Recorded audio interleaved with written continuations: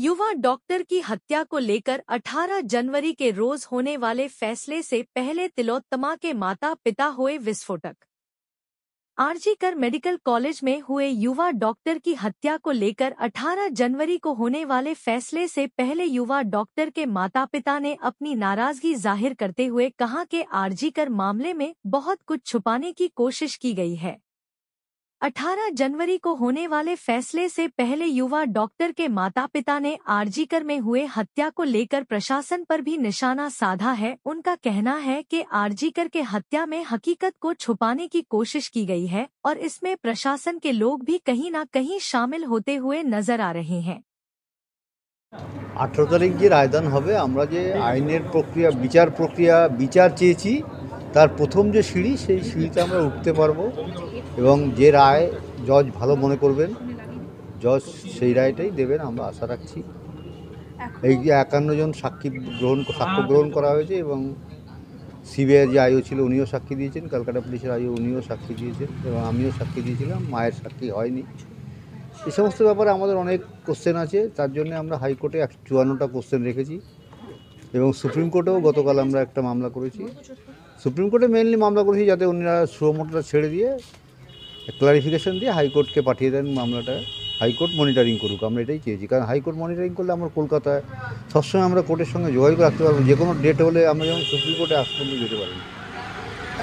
ওখানে যে যা বলেছে আমরা সেটা ঘরে বসে শোনা ছাড়া কোনো আমাদের উপায় ছিল না, কিন্তু কোর্টে প্রেজেন্ট থাকলে জজ এবং যারা সাক্ষী দেয় তাদের উপর একটা আলাদা প্রভাব তৈরি করা যায় আমি মনে করি, সেটা আমরা হাইকোর্টে থাকলে পারবো। এইটাই আমরা সুপ্রিম কোর্টের কাছে ক্লারিফিকেশনটা চেয়েছি।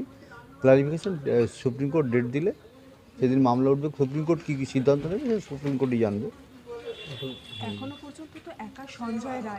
না, এটা আমরা মনে করি না এবং এই বিরুদ্ধেই আমাদের কোশ্চেন এবং ডিএনএ রিপোর্ট ভাইরাল হয়েছে এবং সেখানে অন্যের উপস্থিতি স্পষ্ট বোঝা গেছে। কী প্রশ্ন মনে?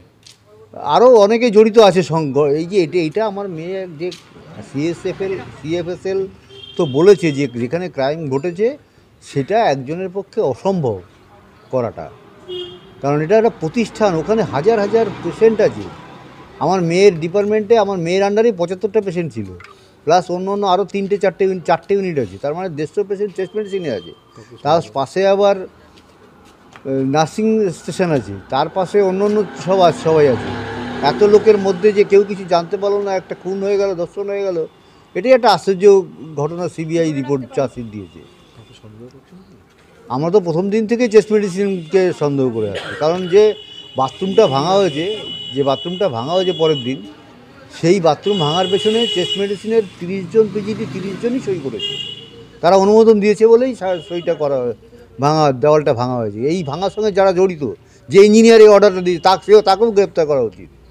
এবং প্রতিষ্ঠান, এটা যে প্রতিষ্ঠানের প্রধান হচ্ছে প্রিন্সিপাল, স্বাস্থ্য সচিব, কারোরই সবাই কর্তব্যকে অবহেলা করেছে। আমার মেয়ের যে মৃত্যু হয়েছে তার বিরুদ্ধে কেউ মানে নিজস্ব ইচ্ছায় এফআইআরটা পর্যন্ত করেনি, তার মানে তারা প্রথম থেকেই ব্যাপারটাকে আড়াল করার চেষ্টা করেছে সবাইকে। কেন? এই প্রশ্নের উত্তর আমরা সিবিআইয়ের কাছে নতুন করে 54টা কোশ্চেন তুলে হাইকোর্টে মামলা করে চেয়েছি। 18 তারিখ যে রায়দান, তারপরে কি মনে করছেন যে কেস ধামাচাপা পড়ে যাবে? না, ধামাচাপা পড়বে না, এটা আমরা পড়তে দেব না। আজ পর্যন্ত জীবনে যা যা জিনিস আমি চেয়েছি সব অর্জন করেছি এবং এটাও আমি আমার মেয়ের বিচার চাই, এটা আমি বিচার নিয়েই ছাড়ব। জুনিয়র ডাক্তাররা আপনাদের আন্দোলনের প্রথম সারির ছিল, আজ একজন সেই জুনিয়র ডাক্তারের বাড়িতে সকালে রেড হয়েছে, কি বলবেন সেই নিয়ে? কোথাও কি একটা আন্দোলনকে থামিয়ে দেওয়ার চেষ্টা প্রথম দিন থেকে হচ্ছে। এই যে ট্রায়ালটা শিয়ালদা কোর্টে শুরু করা হয়েছে, এটাও আন্দোলনকে বিপথে চালিত করার জন্যই হয়েছে। তাদের কি ভয় দেখানো হচ্ছে কোনোভাবে?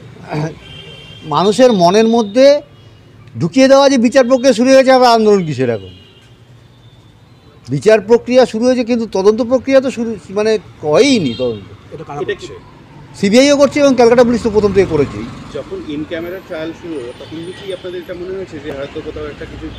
না, সেটা এটা শুনুন, রেপ অ্যান্ড মার্ডারকে যেটা আইডেন্টি ডিসক্লোজের একটা ব্যাপার আছে, সেই জন্য এটা ইন ক্যামেরা হয়েছে এবং বন্ধ দরজা হয়েছে, এটা ভালোই হয়েছে, এটা কোনো অসুবিধা নেই। কিন্তু আমাদের প্রথম দিন থেকেই আমরা প্রথম দেখেছি আমার মেয়ের মৃত্যুটাকে মানে একটা অদৃশ্য হাত তার উপরে আছে, যে যারা করছে ক্রাইম তাদের কোনো ভয় নেই, কারণ তার মাথার উপরে একটা অদৃশ্য হাত আছে।